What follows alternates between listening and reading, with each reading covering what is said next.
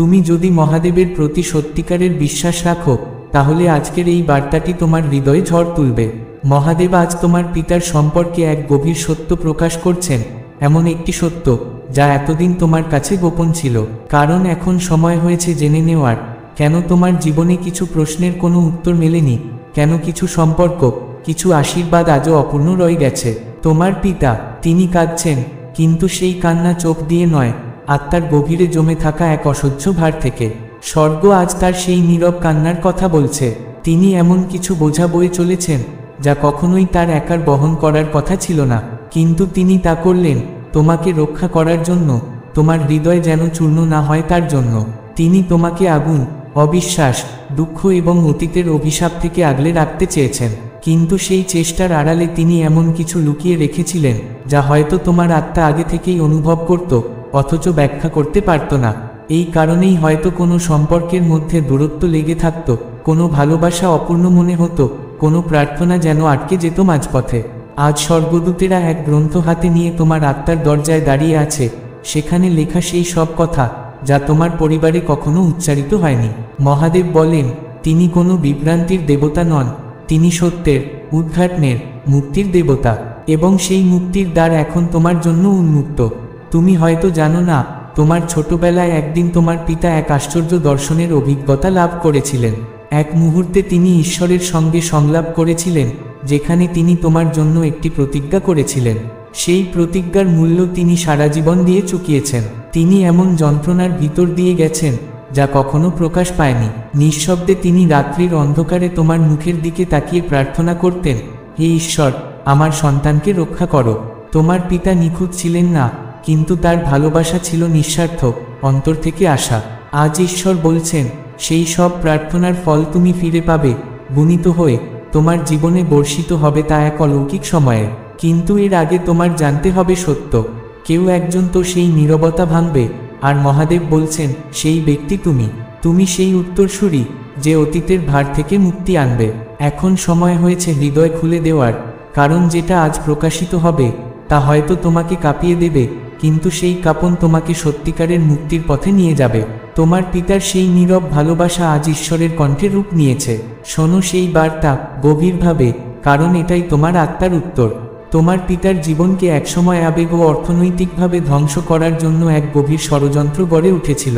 একজন নারী ছিলেন তার খুব কাছের কেউ, যাকে সবাই ভরসা করত, যাকে সকলের সামনে দেখলে মনে হতো যেন তিনি আন্তরিক, কোমল, আশ্রয়দাত্রী। কিন্তু অন্তরালে, অন্ধকারের কোণে দাঁড়িয়ে তিনিই ছিলেন ষড়যন্ত্রের স্থপতি। মুখে হাসি, মনে বিষ। তিনি গোপনে মানুষের মনে তোমার পিতার বিরুদ্ধে বিষ ছড়িয়েছেন, তাকে ভিলেন বানানোর চেষ্টা করেছেন, যেন সবাই ভুল বুঝে তার স্নেহ, ত্যাগ ও নিঃশব্দ সংগ্রামকে। কিন্তু মহাদেব বলেন, আমি এইসব দেখেছি। স্বর্গ নীরব ছিল না।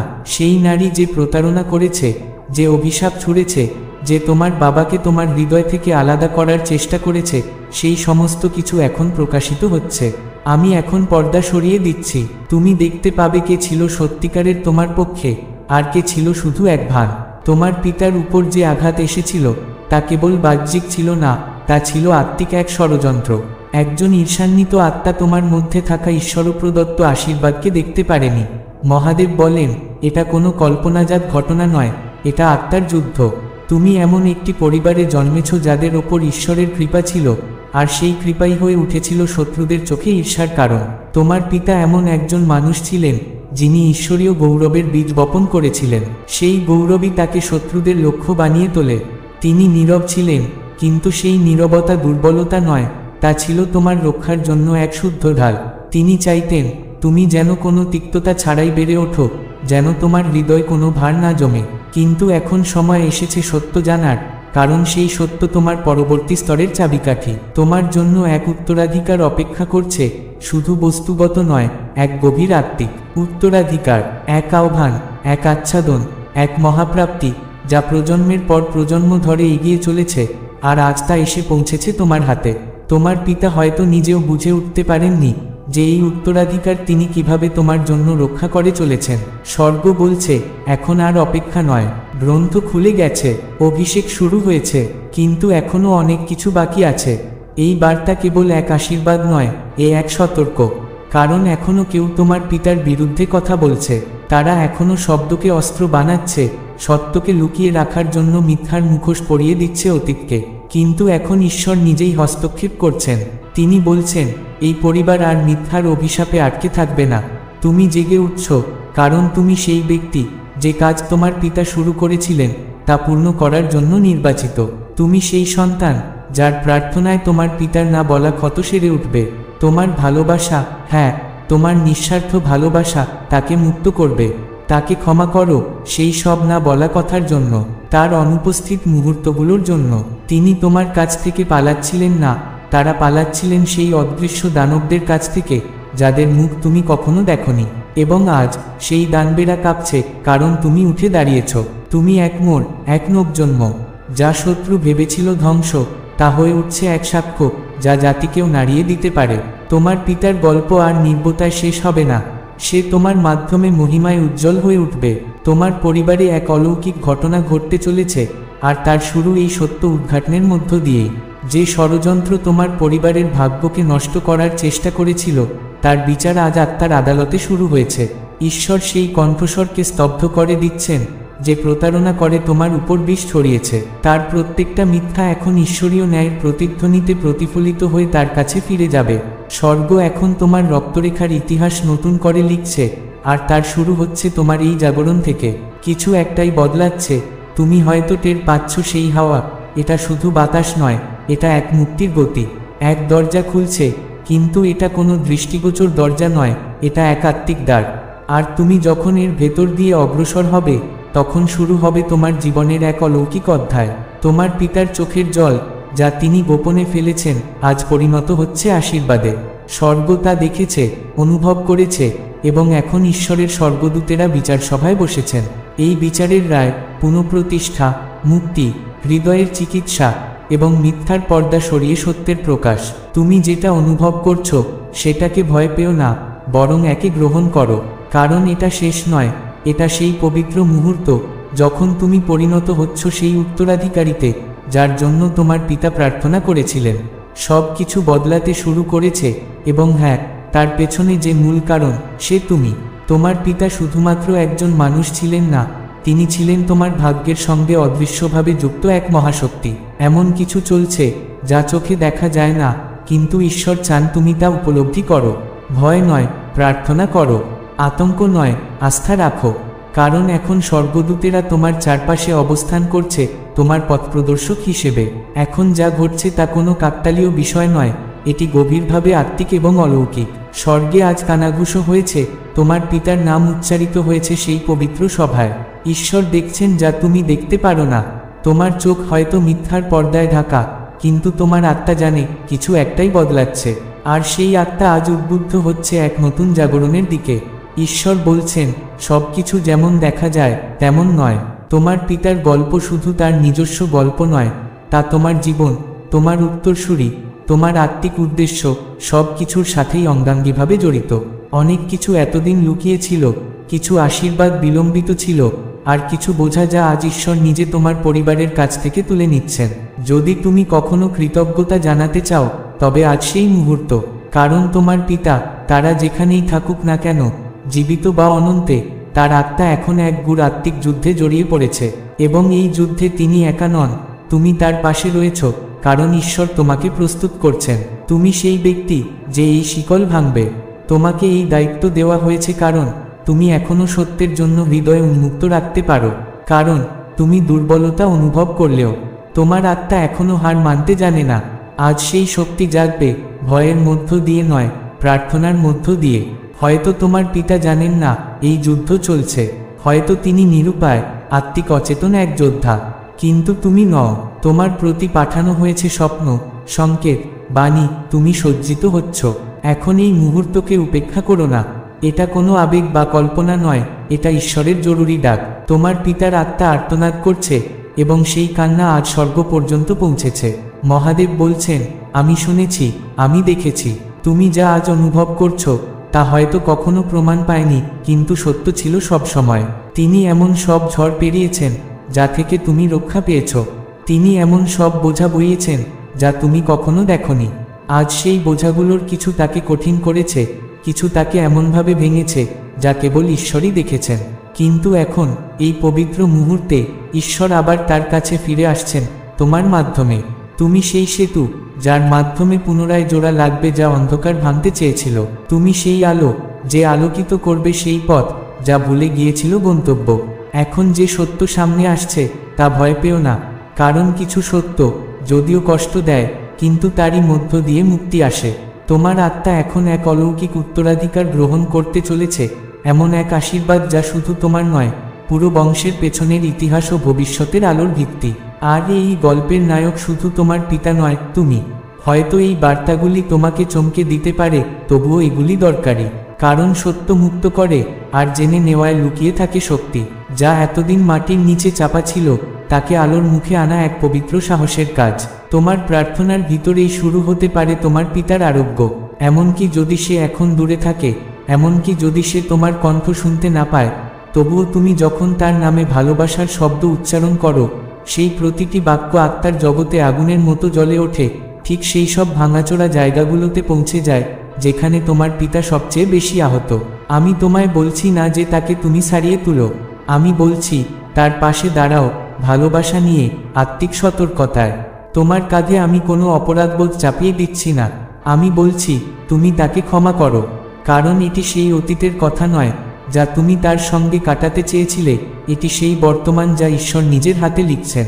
এটি সেই পবিত্র সন্ধিক্ষণ যেখানে দয়া ও ন্যায় একে অপরকে আলিঙ্গন করে, যেখানে চিকিৎসা ইতিহাসকে সম্মুখীন করে। মহাদেব বলেন, তাকে ঢেকে দাও, যদিও সে ভুল করেছে, যদিও সে তোমার জীবনে অনুপস্থিত ছিল, যদিও তার ব্যবহারে তুমি কষ্ট পেয়েছ, তবুও তাকে ঢেকে দাও। মানুষের চোখে সে হয়তো এই করুণা পাওয়ার যোগ্য নয়, কিন্তু স্বর্গ তোমাকে ডাকে এক উচ্চতর আহ্বানে। কারণ করুণা কার প্রাপ্য সেটি নয় প্রশ্ন, প্রশ্ন হলো কাকে করুণা সবচেয়ে বেশি দরকার।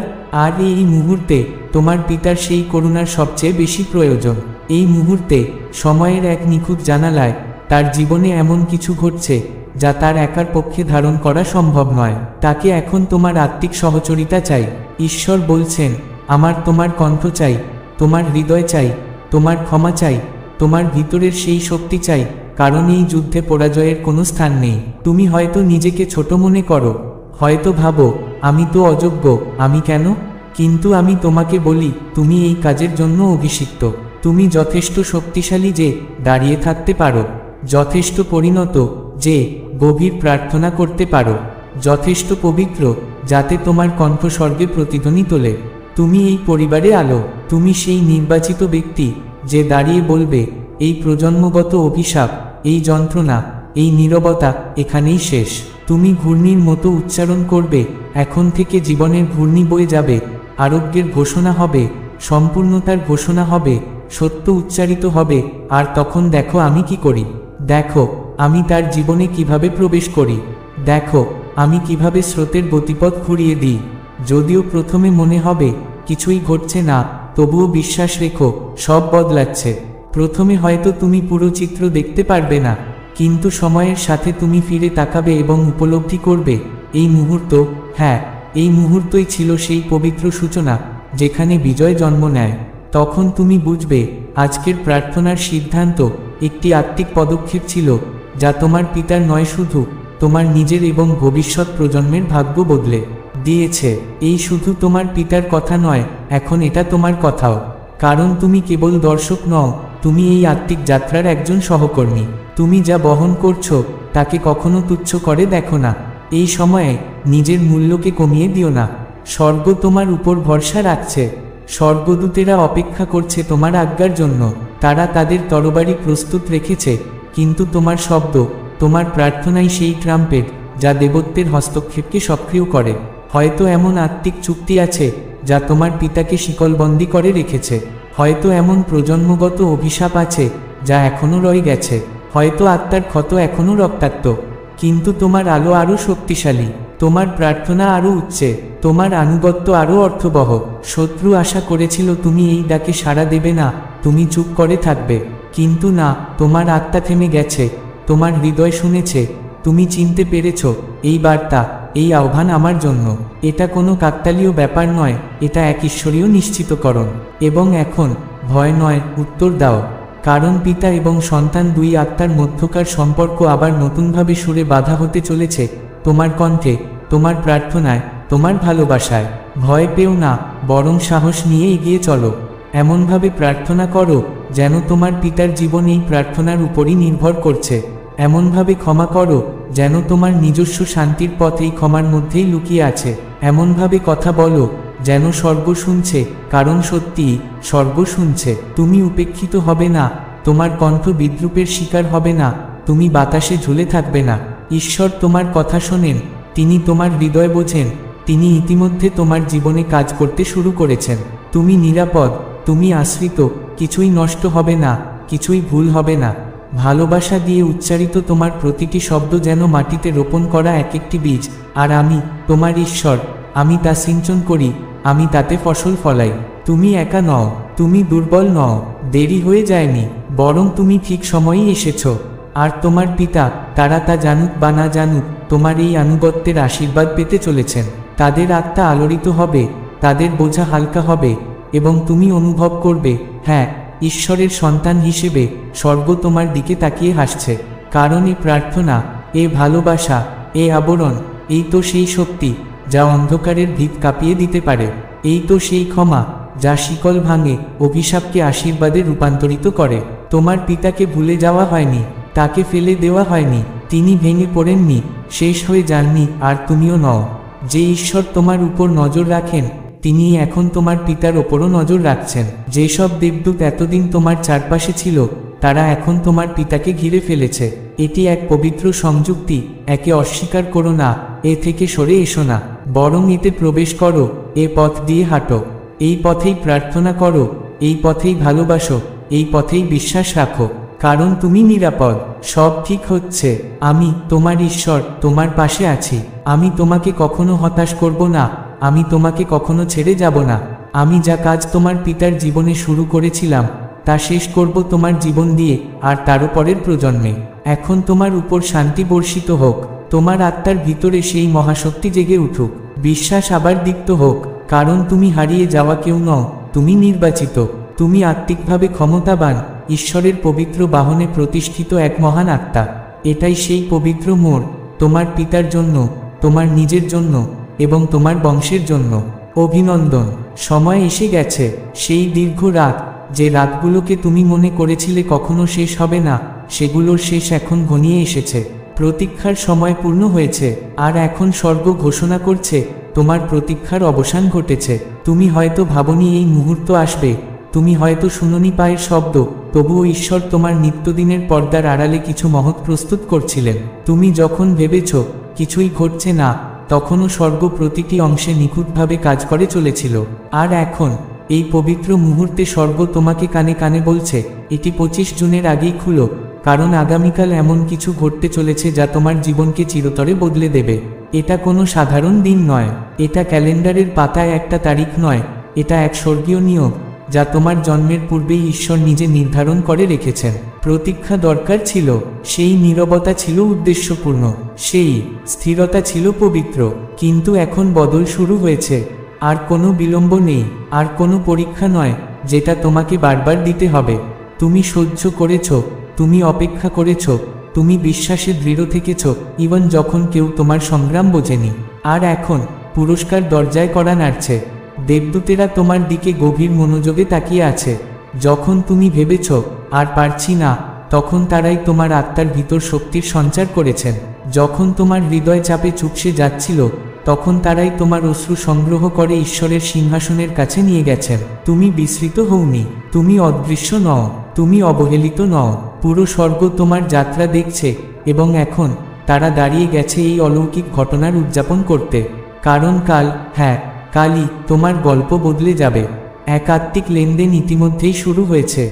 উপরিভাগে হয়তো এখনও স্থিরতা দেখা যায়, কিন্তু আত্মার জগতের গভীরে স্বাক্ষর পড়ছে, দরজা খুলছে, হৃদয় আলোড়ন উঠছে, অলৌকিক ঘর আলোয় ভরে উঠছে। তোমার নাম উচ্চারিত হচ্ছে সম্মান ও করুণার সাথে, তোমার নাম লেখা হচ্ছে স্বর্গের কালি দিয়ে।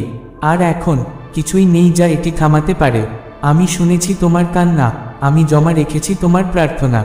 আমি কখনো ভুলিনি তুমি কি চেয়েছিলে, আমি ভুলিনি সেই গোপন চুক্তি যা আমাদের মধ্যে হয়েছে। এখন সেই প্রতিশ্রুতি পালনের সময় এসেছে, কারণ আমি সেই ঈশ্বর যে নিজের কথা রাখে। আমি মানুষ নই যে মিথ্যে বলি, আমি সময়ের স্রষ্টা, আর এখন সময় পূর্ণ হয়েছে। আমি এগিয়ে আসছি, প্রস্তুত হও। এই বার্তায় এমন কিছু আছে যা তোমার জীবনে প্রাচুর্যের দ্বার খুলে দেবে। দয়া করে একে অবহেলা করো না, বরং হৃদয়ে ধারণ করো, কারণ কাল সকাল নতুন সূর্য নিয়ে আসছে।